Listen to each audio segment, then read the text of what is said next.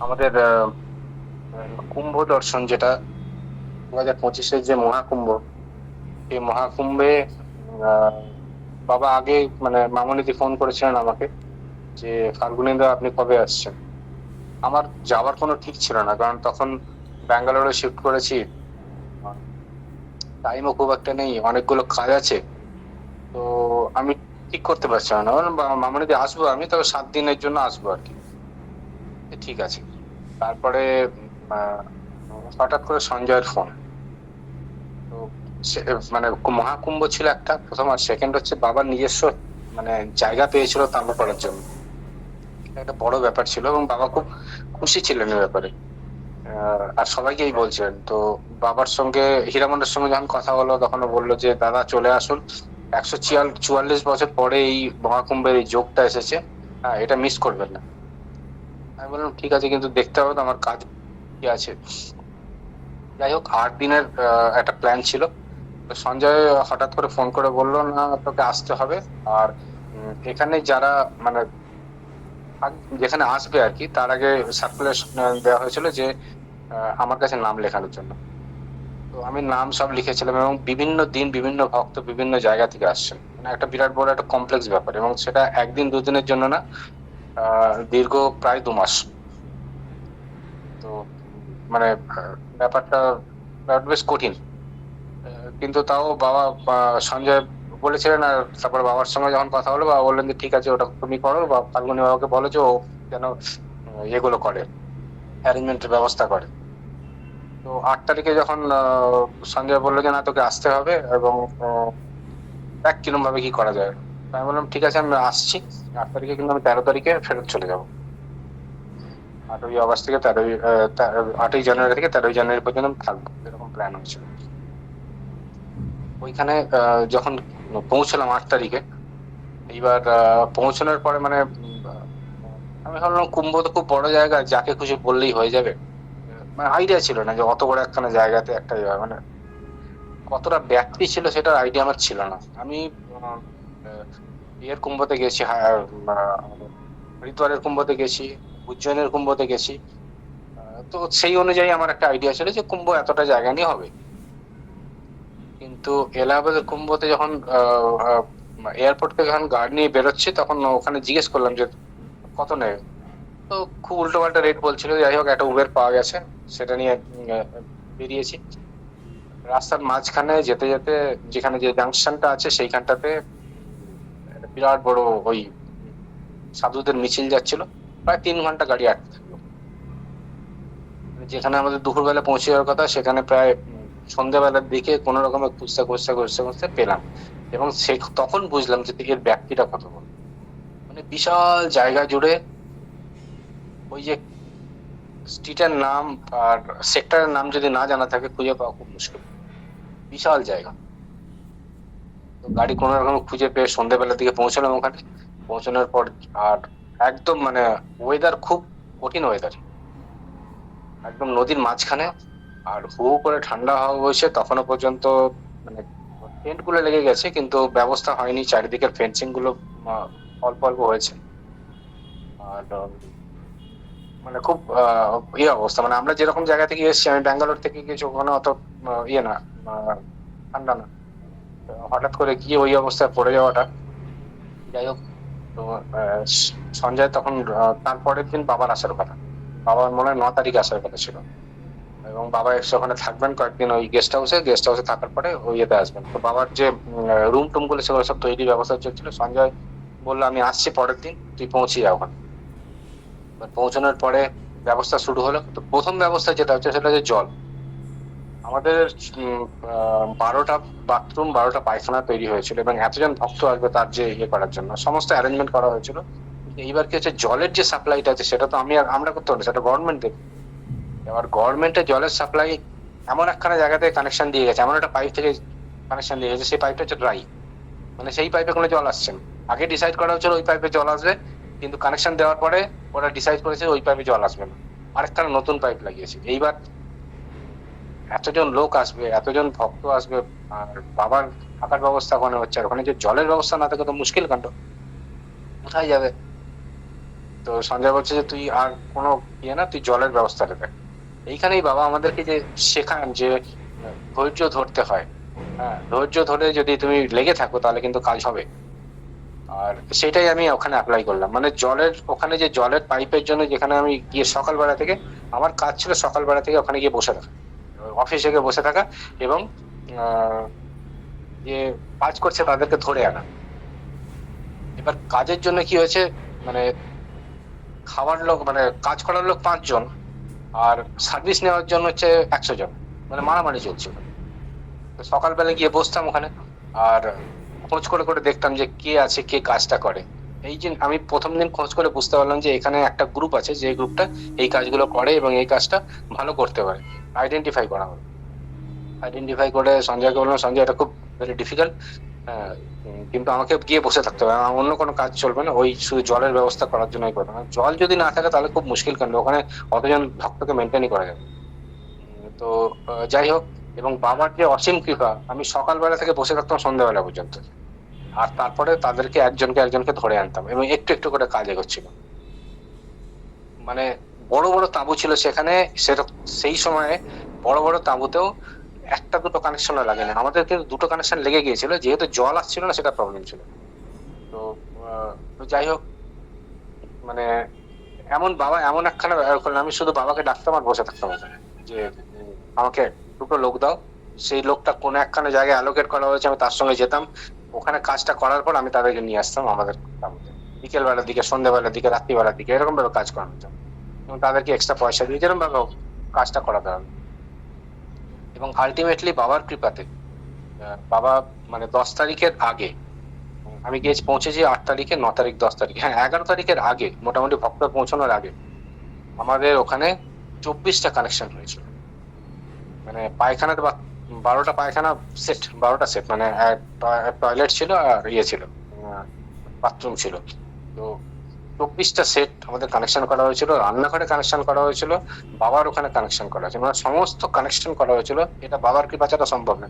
অন্য বড় বড় সব আঁকড়াতেও কিন্তু তখন কানেকশন হয়নি, আমাদের 24টা কানেকশন হয়ে গেছিল, এবং সব দিক থেকে ইয়ে ছিল। এই যে ভাবি যে বাবা যে আমাদেরকে যেরকম শক্তিটা দেন, যে আমি কোন জায়গায় পড়ে আছি, বাবা কোথায় আছেন, আর কিন্তু সমস্ত জিনিস একটু যদি ধৈর্য ধরে থাকা যায়, একটু ধৈর্য ধরে যদি ইয়ে করা যায়, তাহলে কিন্তু সব কাজ হয়ে যায়। এবং আমরা মানে মোটামুটি 11 তারিখে ভক্তরা পৌঁছানোর আগে আমাদের সমস্ত কাজ, মানে অতগুলো কানেকশন করা, মানে অন্য লোকের এই আসতো এসে অবাক হয়ে যেত যে আপনারা এতগুলো কানেকশন করলেন কি করে। কিন্তু 24টা কানেকশন করা, অত বড় পাইপ টেনে নিয়ে যাওয়া, সেখানে জলের প্রত্যেকটা জায়গায় এন্ড পয়েন্টে যাচ্ছে কিনা জল, সমস্ত টেস্ট করা, 11 তারিখ পর্যন্ত মোটামুটি আমরা কমপ্লিট করতে পারি। এবার হ্যাঁ 13 তারিখে ফেরত আসার কথা। তো বাবা তো কিছু বলছেন না, বাবা বলছেন যে ঠিক আছে, ম্যানেজ হয়ে যাবে, কোনো অসুবিধা নেই, বাবা আছেন আমি জানি, কোনো ইয়ে নেই। কিন্তু তারপরে দেখলাম না 13 তারিখ আসা সম্ভব না।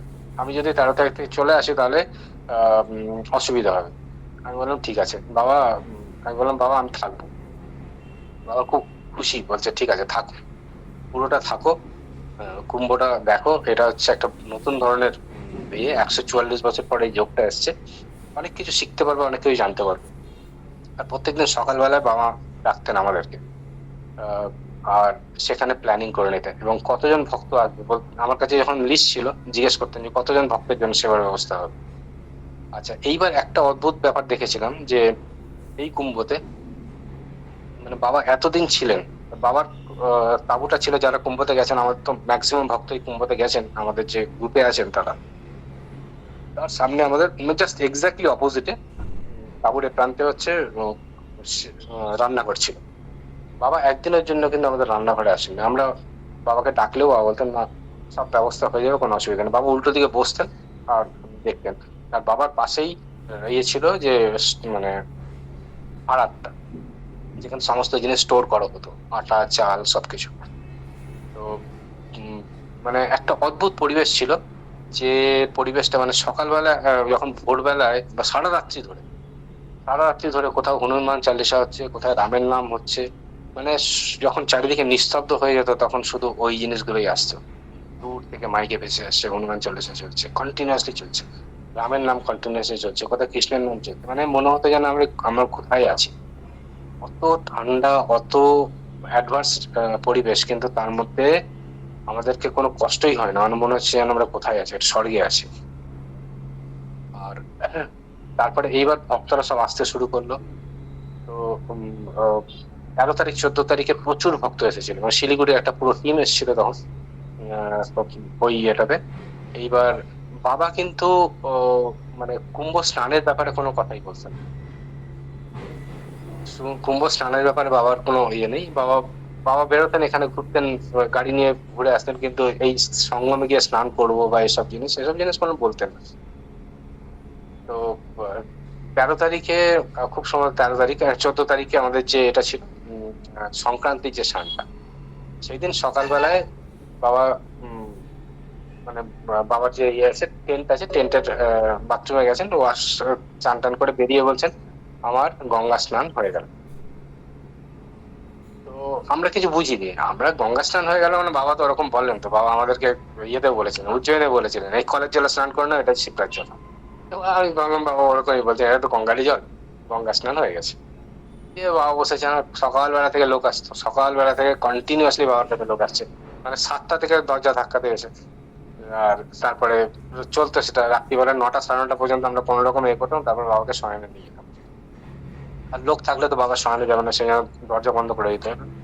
তো 13 তারিখে এরকম চলছে, 14 তারিখে চলছে। তো বাবা বলেছেন স্নান করে এসছেন। এইবার প্রচুর ভক্ত আসছে, একটা গ্রুপ এসছে, তারা এসে বলছে বাবাকে দেখেছে, তারা প্রথম বাবাকে দেখেছে। তারা এসে বাবাকে দেখে বলছেন যে খুব ইয়ে, মানে 128 বছরের এরকম ইয়ে। আর আসার পরে লোকেরা যেন একদম মানে চুম্বকের মতো অ্যাট্রাকশন হয়ে গেছে, উঠে যেতে পারছে না, এরকম অবস্থা। একটা গ্রুপ এসেছে, তারা বলছে আমাকে, মানে ভক্তদেরকে বল, বাবা বাবা তো কিছু জিনিস বলেন, তুমি হিন্দিতে বলে দাও, তুমি ইয়েতে বলে দাও, তুমি ইংলিশে বলে দাও, এরকম। উনি বলছেন যে এই বাবাকে তো আমরা আমি তো আজকে স্নান করলাম সঙ্গমে, আমার সামনে তো ইনি 3টে ডুব লাগালেন। আমি অবাক। বাবা ট্রেন থেকে বেরোননি, বাবা ওইখানেই বসে আছেন, কিন্তু সকালবেলা এসে বলেছেন যে আমি গঙ্গা স্নান হয়ে গেছে। আর ইনি এসে বলছেন যে আমার সামনে 3টে ডুব লাগালেন। উনি প্রথমবার বাবাকে দেখছেন। মানে এই যে বাবা এখানেই বসে আছেন অথচ তার স্নান হয়ে যাচ্ছে, এইগুলো সমস্ত এই এই জিনিসগুলো মানে কুম্ভতে না গেলে এই যে বাবার যে লীলাটা, সেগুলো বুঝতে পারতাম। আমরা অবাক। আর বাবা কিন্তু কিছু বলছে না, চুপ করে আছে। মানে এরকম যদি আমরা কোনো কথা জিজ্ঞেস করি বাবা কি হচ্ছে, বাবা কিছু বলতে না, ঠিক আছে, মানে চুপ করে যেন একদম থাকে। তো আর ইনভেরিয়েবলি প্রত্যেক দিন এরকম মনে হতো, বাবা বলছেন যে সাধু সেবা দেওয়ার পরে সেবা শুরু করবে। তো সঞ্জয় তো বিভিন্ন আইটেম কলকাতা থেকে আনা হচ্ছে, আর ভিড় বাড়ছে। মানে 8 তারিখ 9 তারিখে আমি যে দেখেছিলাম কুম্ভের অবস্থা, 13 14 তারিখের পর থেকে তো এমন ভিড় বাড়তে শুরু করলো, মানে তখন মানে খুব ভিড় কন্ট্রোল করা খুব মুশকিল হয়ে যাচ্ছিল। আর লোকেরা এসেই যাচ্ছে, কন্টিনিউয়াসলি লোক আসছে। এবং তাদের এই হচ্ছে যে চ্যালেঞ্জটা হচ্ছে যে তারা কি করে আসবে, ট্রেনে এত ভিড়, বাসে আসা যাচ্ছে না, পুরো রাস্তা জ্যাম। এবং তারা বাবার কাছে যারাই মানে বাবা ছেড়ে দিয়ে এসেছেন, সবাই মানে সব চিন্তা ছেড়ে দিয়ে বাবা তোমার কাছে যাচ্ছি এরকম বলে যারা আসছেন, তারা কিন্তু ঠিক পৌঁছে যাচ্ছে এবং তাদের কোনো অসুবিধা হচ্ছে না। যতজন ভক্ত বাবার কাছে দর্শন করেছেন, মানে তারা সবাই এটা এক বাক্যে স্বীকার করেছেন যে বাবা ওখানে কেউ যেন অদৃশ্য ভাবে তাদেরকে গাইড করে নিয়ে চলে এসছে। মানে ওই যে অতগুলো সেক্টর, ওই শতগুলো সেক্টরের মধ্যে ওই অত 24 কিলোমিটার জায়গা, 25 কিলোমিটার জায়গার মধ্যে ছড়ানো জায়গা, সেখানে বাবার আশ্রমকে আইডেন্টিফাই করে চলে আসা অত ভিড়ের মধ্যে ইম্পসিবল ছিল। আর অত বড়, মানে আমাদের তো রিনাউন্ড আশ্রম না যে সবাই বললেই জানে ইয়ে করে দেবে, বড় বড় আশ্রম না, বা ইয়ের কাছে না, ঘাটের কাছে না, অনেকটা দূরে, 8 কিলোমিটার 9 কিলোমিটার দূরে। তো আমি লীলা দেখছি, এইগুলো সমস্ত লীলা বাবা যে করছেন, সেগুলো মানে চাক্ষুষ দেখতে পাচ্ছি, এটা তো বিরাট বড় ভাগের ব্যাপার। তো যাই হোক, আর আমাদের কিছু গ্রুপ ছিল যারা হচ্ছে মানে সেবার ব্যবস্থা ছিল বা ছিল, বাবা সকালবেলা থেকে তো শুরু করতেন সেবা দিতে শুরু করো, সবাইকে সেবা দাও। হ্যাঁ, আর বলতেন যে সাধু সন্ন্যাসী সেবা করানোর পরে তোমরা সেবা নেবে, সেবা শুরু করবে। এবং ইনভেরিয়েবলি প্রত্যেক দিন দেখতাম কেউ না কেউ, কোনো না কোনো সাধু প্রথমে আমাদের ওখানে আসতেন, আমরা সাধু সেবা দিতাম, তাকে মানে এটা কোনো ইনভাইটেশনের ব্যাপারই ছিল না, কিন্তু কেউ না কেউ আসতোই, কোনো না কোনো সাধু আসতোই, আমরা তাকে সেবা দিতাম, তারপর আমাদের ভক্তের সেবা শুরু হতো। এবং কন্টিনিউয়াসলি চলতো ওই সেবা। সকালবেলা চলছে, সকালবেলা মানে পালভোগ ছিল, তারপরে দুপুরবেলার সেবা, আবার বিকেল বেলায় চা, মুড়ি, চানাচুর যা আছে তাই, এবং আবার রাত্রিবেলায় এইরকম মানে সেবা কন্টিনিউয়াসলি চলতো, কন্টিনিউয়াসলি প্রত্যেক দিন। এবং তার কোনো হিসাব ছিল না যে কতজন আসছে কতজন যাচ্ছে। বাবা বলতেন যে যারা আসছে সবাইকে সেবা দাও। এবং মানে এত সুন্দর সেবার ব্যবস্থা হতো, এত সুন্দর, মানে দেখতাম যে পরের দিন বেঁচে যাচ্ছে কিছু বা নষ্ট হয়ে যাচ্ছে সেরকম কোনো ব্যাপার কিছু ছিল না। এতজন মানে এটা তো প্ল্যানের বাইরে ছিল, যে কতজন বাইরে থেকে লোক আসবে, কতজন সাধু সন্ত আসবে, কতজন আমাদের আমাদের লোকেদের কন্ট্রোলটা আমাদের কাছে ছিল, কিন্তু বাকিদের বাইরের লোকেদের কতজন আসবে তার তো কন্ট্রোল ছিল না। কিন্তু তারা আসতো, তারা সেবা নিয়ে যেত, আমাদের কোনো অসুবিধা হতো না, কোনো জিনিস শর্ট পড়তো না, এরকম অবস্থা ছিল। তো মা অন্নপূর্ণার ভান্ডার যেখানে, সেখানে তো কোনোদিনের জিনিসের ইয়ে পড়ে না, শর্টেজ হয় না। কুম্ভতে এইরকম মানে আমাদের মানে কি যে আনন্দ ছিল কুম্ভতে, সকালবেলা থেকে উঠে সেই আনন্দ মানে কল্পনা করা যায়। হ্যাঁ, আর সকালবেলা থেকে সন্ধ্যেবেলা পর্যন্ত, রাত্রির 1টা 12টা 1টা পর্যন্ত সমস্ত বাসন টাসন মেজে শোয়া। হম। তারপরেও কিন্তু কোনো ইয়ে নেই, কোনো ক্লান্তি নেই শরীরে, সবাই উঠছে, সবাই নিজের কাজ করছে এরকম। 29 তারিখে মৌনী অমাবস্যার যে স্নানটা ছিল, সেই স্নানটার কথা বলি। সেই স্নানটা এবার এরকম ভাবে চলছে। তো আমাদের ক্যাম্পে যারা ছিল, মানে পুরুষোত্তম দা ছিল, আমি ছিলাম, হীরামন ছিল, শান্ত ছিল, এরা যারা পার্মানেন্ট ছিল, সঞ্জয় ছিল, আর মেয়েদের মধ্যে অনেকেই ইয়ে ছিল, রিঙ্কু, এরা সব মানে সবাই যে যার কাজে, বাবা সবাইকে একটা একটা করে কাজ দিয়ে দিতেন, আমরা সবাই নিজের কাজ করতাম। 29 তারিখ মৌনী অমাবস্যার সময় হঠাৎ শান্ত বলছে যে কাকু, আমি কালকে গঙ্গা স্নানে যাবো। আমরা এত ভিড়, কোথায় যাবে গঙ্গা স্নানে? বলছে না আমি যাবো, আমি 2:30টার সময় ঘুম থেকে উঠবো। শান্ত প্রত্যেকদিনই প্রায় 2টো 2:30টার সময় ঘুম থেকে উঠতো, সেই দিনও বললাম আমি 2:30টার সময় ঘুম থেকে উঠবো আর আমি যাবো। তো এবার বাবা তো শয়নে গেছেন। আর সেই দিনই এমন ঘুম আমাদের, আমাদের ঘুম ভেঙেছে প্রায় 5:30টার সময়। 5:30টার সময় যখন ঘুম ভেঙেছে, তখন উঠে দেখি শান্ত বেরিয়ে গেছে। আর তখন তারপরে খবর আসতে শুরু করেছে যে এইরকম জায়গায় স্ট্যাম্পেড হয়ে গেছে, মানে পদপিষ্ট হয়ে লোকেরা, প্রচুর লোক নাকি বের হয়েছে 29 তারিখে। আচ্ছা, এইবার বাবাকে আমি প্রথম দেখলাম যে ভক্তদের জন্য বাবা কতটা চিন্তা করে। বাবা চুপ করে বসে আছেন আর বারবার জিজ্ঞেস করছেন শান্ত কোথায়, শান্ত কোথায়। হম। এবং আমরা তখন বলছি বাবা, বাবা তো শান্ত চলে আসবে, কোনো ইয়ে নেই। হ্যাঁ, বারবার জিজ্ঞেস করছেন শান্ত কোথায়, ফোন করো, দেখো কোথায় আছে, কোথায় আছে। শান্তর ফোন তো সুইচ অফ, আর একখানা বিরাট বড় একখানা ইয়ে হয়ে গেছে। আর আমাদেরও খুব চিন্তা, এবং বাবার চোখে দেখি জল। তারপরে শান্ত ফিরল তখন প্রায় 9:30 10টা এরকম সময়। তো বাবা খুব অভিমান, তুমি আমাকে ইয়ে করে কেন গেলে? শান্ত তখন বলছে যে বাবা আমার ভুল হয়ে গেছে, আমার যাওয়া উচিত হয়নি। এবং পরে যখন বুঝলাম যে যদি শান্ত 2:30টার সময় যেত না, তাহলে ওই ঘটনাস্থলেই থাকতো। বাবা এমন একখানা জিনিস করেছিলেন যে আমরা 5:30টা পর্যন্ত ঘুম থেকে উঠতে পারিনি। তারপরে ও ঘুম ভেঙেছে, কোনো রকমে উঠে দৌড়েছে। কিন্তু তখন এই ঘটনাটা মোটামুটি যেটা ঘটনা ঘটাচ্ছিল সেটা হয়ে গেছে। তো বাবা যে আমাদেরকে লক্ষ্য রাখেন এবং সমস্ত ওই মানে শক্তি দিয়ে, নিজের শক্তি দিয়ে, মহামায়ার ইয়ে দিয়ে উনি আমাদেরকে আচ্ছন্ন করে রাখেন, এবং বোঝান যে তোমার এই জিনিসটা করার দরকার নেই, তুমি আমার কাছে আছো মানে তুমি সব পৃথিবীর সবচেয়ে সেফ জায়গায় আছো এবং সবচেয়ে পবিত্র জায়গায় আছো। তো যাই হোক, এই ঘটনাটা ঘটা, এবং সেই 29 তারিখে রাত্রিবেলা যে কি ভিড় ছিল মানে চিন্তা করা যায় না। মানে ওই ঠান্ডার মধ্যে সবাই বাইরে শুয়ে আছে, বাইরে রাস্তায় ইয়ে করার জন্য, স্ট্যাম্পেড তো হয়েছে ওই জন্য বাইরে শুয়েছিল সবাই, আর তার মাঝখানে তার উপর দিয়ে ভিড় চলে গেছে। এই যে ঘটনাগুলো চাক্ষুষ দেখা, সেটা হচ্ছে একটা মানে এই যে লীলা ইয়ে করা যায় না। আর এই 29 তারিখে কি হলো, 29 তারিখে আমরা তো স্নান করতে যাইনি কোথাও। আমরা তখন একদিন মানে গঙ্গা স্নান করেছি এতদিনের মধ্যে। আর বাবার কাছে থাকি, বাবা আর ওখানেই স্নান করি, প্রচুর কাজ আছে। বাবা সেই দিন 29 তারিখে বাবা আমাদেরকে বললেন তোমরা যাও স্নান করে এসো, দূরে যাওয়ার দরকার নেই, পাশে গঙ্গা আছে, ওই গঙ্গাতে স্নান করো। তো আমরা কয়েকজন মিলে ওই গঙ্গাতে স্নান করতে গেলাম, এবং সেই যে ভিড়, মানে ওই গঙ্গাতে স্নান করার জন্য যে ভিড়, মানে সমস্ত ব্রিজ গুলো হচ্ছে কাঁপছে, মানে এত লোক ব্রিজের মধ্যে আছে, ব্রিজ কাঁপছে। পুরুষোত্তম দা আমরা 7 জন ছিলাম, আমরা জব করতে করতে যাচ্ছি যে ব্রিজটা যে কোনো সময় ভেঙে পড়ে যেতে পারে, এরকম অবস্থা। তো যাই হোক, স্নান করা হলো, স্নান করার পরে আমরা যখন ফেরত আসছি, তখন একটা অদ্ভুত কাণ্ড ঘটলো। সেই কাণ্ডটা মানে এটা বলে বোঝানো যাবে না যে কি রকম জিনিস। পুরো রাস্তা, মানে পুরো আকাশ পরিষ্কার, রোদ উঠেছে রীতিমতো, পরিষ্কার আকাশ, দূর দূর কোনো মেঘ নেই। হম।